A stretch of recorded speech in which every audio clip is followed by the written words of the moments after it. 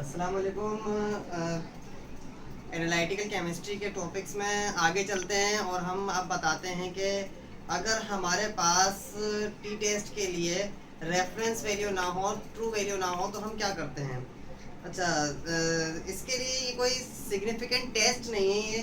ये एक confidence limit है कि हम एक कॉन्फिडेंस लेवल एक बताते हैं कि भाई हम इतने % कॉन्फिडेंस है कि ये वैल्यू यहाँ पर लाया करती है। ठीक है, मतलब एक डेटा दिया जाता है हमें, तो हम एक डेटे के अंदर एक कॉन्फिडेंस लिमिट बता देते हैं कि भाई इतने % कॉन्फिडेंस है कि यहाँ से यहाँ तक वैल्यू वेरी कर सकती है। ठीक है, तो इसमें मुख्तलिफ % के कॉन्फिडेंस होते हैं। मिसाल के तौर पर एक 50% आता है, फिर 90% आता है, 95% आता है, 99% आता है, 99.9% आता है कि कितने % हम श्योर हैं। ठीक है, तो इसमें कुछ चीज़ें ऐसी होती हैं कि जिसको पहले आप लोगों को समझना चाहिए कि हम लोग जो है वो 95% ही ज़्यादातर क्यों लेते हैं। तो एक पॉपुलेशन कर्व बनाया था मैं। ठीक है,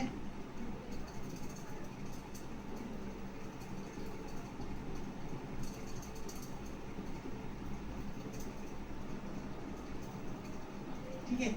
अच्छा, ये एक पॉपुलेशन कर्व कहलाता है।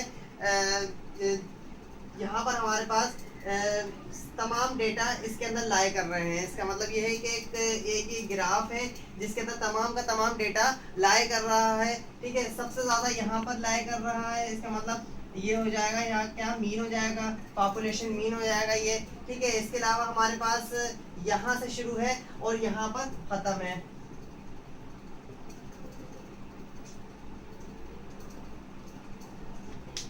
इस कर्व के अंदर जो एरिया आ रहा है उसे हम कहते हैं पॉपुलेशन। ठीक है, area under the curve is called population. इस एरिया को हम लोग कहते हैं पॉपुलेशन। ठीक है, अब ये कितना हो गया, ये पूरा का पूरा 100% हो गया, क्योंकि यहाँ पर हम लोगों के पास बिल्कुल जीरो से शुरू हो रहा है और यहाँ पर जीरो पर ही खत्म हो रहा है। इसका मतलब ये 100% हो गया। मतलब जो 100% एरिया है वो हो जाता है क्या, पॉपुलेशन का हिस्सा होता है। तो अब हम यहाँ से कॉन्फिडेंस लिमिट किस तरीके से निकालते हैं, कॉन्फिडेंस लेवल किस तरीके से निकालते हैं कि हम 95% लेते हैं, हम 100% नहीं लेते। हम 100% श्योर किसी भी चीज़ में नहीं होते। तो क्यों, क्योंकि हम लोगों को यहाँ पर देखना पड़ता है कि कुछ एरर को सामने रखना पड़ता है।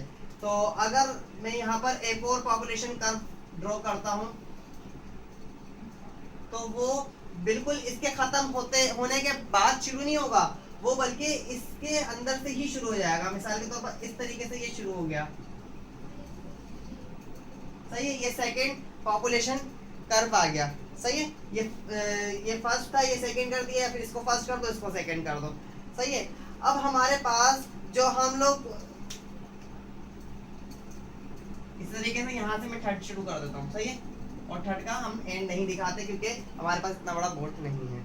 अच्छा, अब हमारे पास हम जो यहाँ पर लेते हैं ये वाली, समझ में, यहाँ पर भी अगला शुरू हो गया तो ये वाली। अच्छा, ये जो हमारे पास लिमिट कहलाती है ना, यहाँ से लेकर यहाँ तक, ये होती है हमारे पास 95% की। ये होता है हमारे पास 95% की। ठीक है, इस तरीके से ये होती है हमारे पास 95% की। अगर हम पूरा लेते तो कितना हो जाएगा, 100% एरिया हो जाएगा। कम लेंगे तो ये कितना समझ लें, ये समझ लें हम लोग 90% है, ये वाला समझ लें हम लोग 90% है। ठीक है, तो वैल्यू को अगर हम किसी वैल्यू को हम रिजेक्ट करते हैं जिसको एक्सेप्ट होना चाहिए था लेकिन हमने रिजेक्ट कर दिया, तो हमारे पास एक एरर सामने आता है जिसको कहते हैं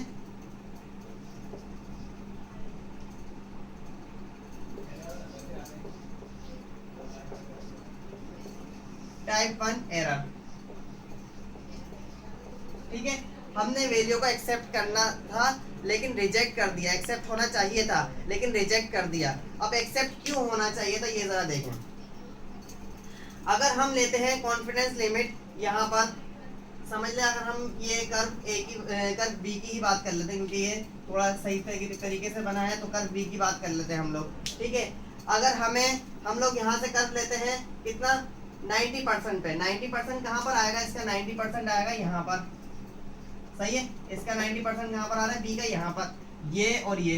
अगर हम इसको यहाँ से यहाँ तक के ले लेते हैं, इधर की वैल्यू ले लेते हैं, बाकी वैल्यू को क्या कर देते हैं, रिजेक्ट कर देते हैं, मतलब ये वाली वैल्यूज को रिजेक्ट कर देते हैं, तो इसका मतलब क्या होगा, ये 90% आ जाएगा। सही है। अब एक्सेप्ट करने वाली वैल्यू को रिजेक्ट कर दिया तो वो जो एरर आएगा वो हमारे पास टाइप 1 एरर आएगा। ठीक है। इसी के अलावा अगर हम लोग यहाँ पर 100% ले लेते हैं, ये 99% ले लेते हैं, सही है, 99% ले लिया। ठीक है। कर्व बी की बात कर रहे हैं तो कर्व बी का यहाँ पर 99% हो गया। ठीक है। अब हमने 99% ले लिया कर्व बी। ठीक है। इसका मतलब हम लोगों ने यहाँ तक के वैल्यूज लेनी पूरी की पूरी, सिर्फ थोड़ी सी चंद वैल्यूज 1% वैल्यूज हम लोगों ने रिजेक्ट करी हैं। तो अब हमारे पास जो एरर आएगा वो किस तरीके का आएगा, उसमें दूसरा कर्व भी इंटर हो रहा है। दूसरा कर्व किस तरीके से इंटर हो रहा है, दूसरा कर्व भी यहाँ से इंटर हो रहा है, क्योंकि हमने वैल्यूज यहाँ तक ली हैं तो इस वजह से हमारे पास दूसरा कर्व भी इंटर हो रहा है। तो इससे भी एक एरर जनरेट हो जाएगा, उसको हम कहते हैं टाइप 2 एरर।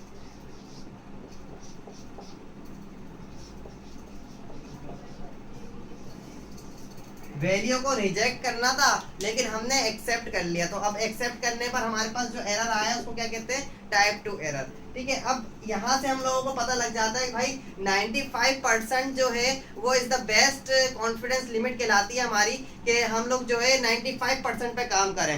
अगर 95% से ज़्यादा जाएंगे तो एक एरर आ जाएगा, 95% से कम आएंगे तो दूसरा एरर आ जाएगा। तो दोनों एरर को मिनिमाइज करती है 95% कॉन्फिडेंस लिमिट। ठीक है। अब थोड़ा सा आगे चलते हैं, कॉन्फिडेंस लिमिट का फॉर्मूला वगैरह बताते हैं। सही है।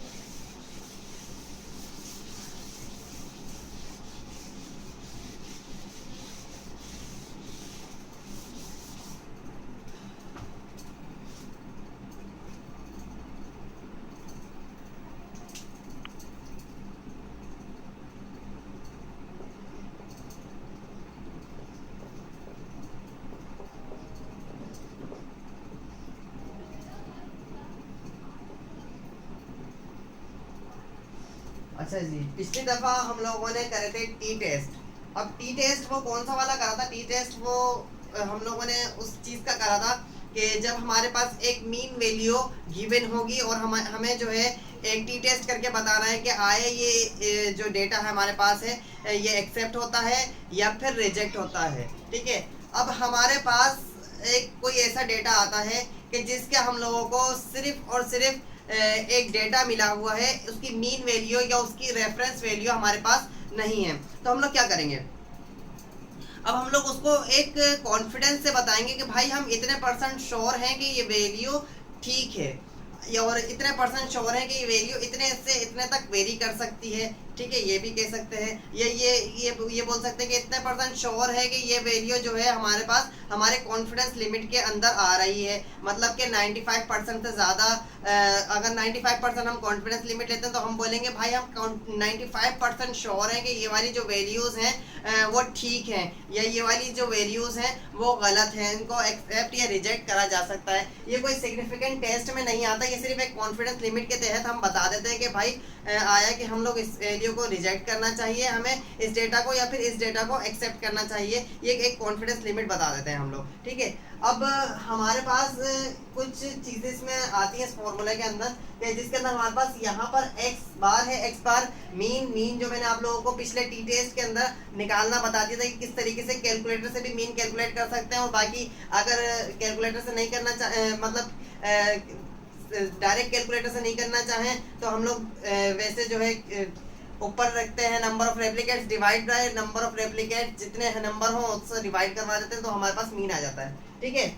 इस तरीके से यहाँ पर हमारे पास टी है। अब ये टी क्या है,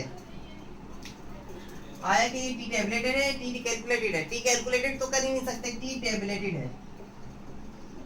टी कैलकुलेटेड कब निकालेंगे, टी कैलकुलेटेड जब निकालेंगे जब हमारे पास एक रेफरेंस वैल्यू हमें मालूम होगी या फिर दी हुई होगी। ठीक है। इसके अलावा टी कैलकुलेटेड कब करेंगे, इसके अलावा टी कैलकुलेटेड जब करेंगे जब पेयर टी टेस्ट कर रहे होंगे। पेयर टी टेस्ट इसके अगली वीडियो में इंशाल्लाह बताएंगे आपको। अच्छा, अब हमारे पास ये आ गया टी टेबलेट। अब टी टेबलेट कौन सा है, अगर हम कॉन्फिडेंस लिमिट बताना चाहते हैं कि भाई हम 95% श्योर हैं कि भाई ये डेटा यहाँ से यहाँ तक लाया करता है, सही है, 95% श्योर है कि ये डेटा यहाँ से यहाँ तक लाए करना चाहिए, तब तो हम 95% वाली टेबलेटेड की वैल्यू रखेंगे।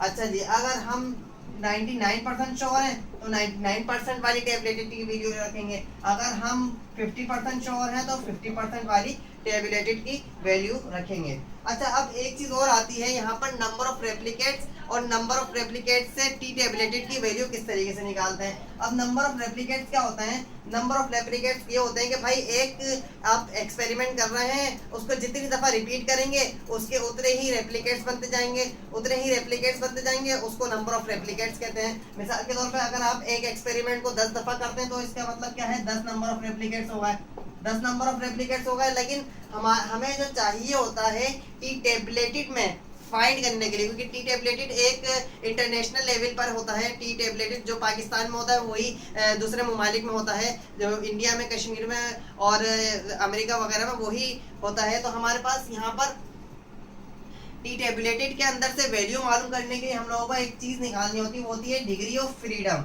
अब डिग्री ऑफ फ्रीडम का फॉर्मूला क्या होता है, वो होता है n-1, सिंपल फॉर्मूला।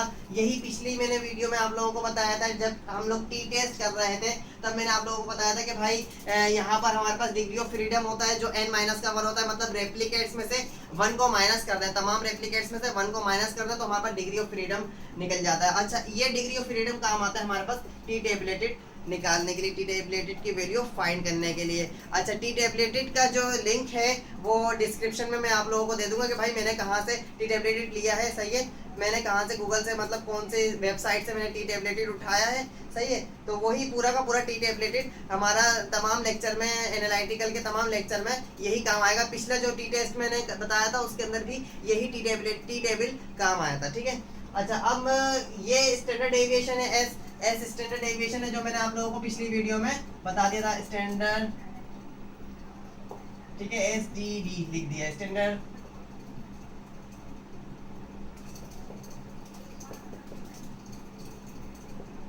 डेविएशन।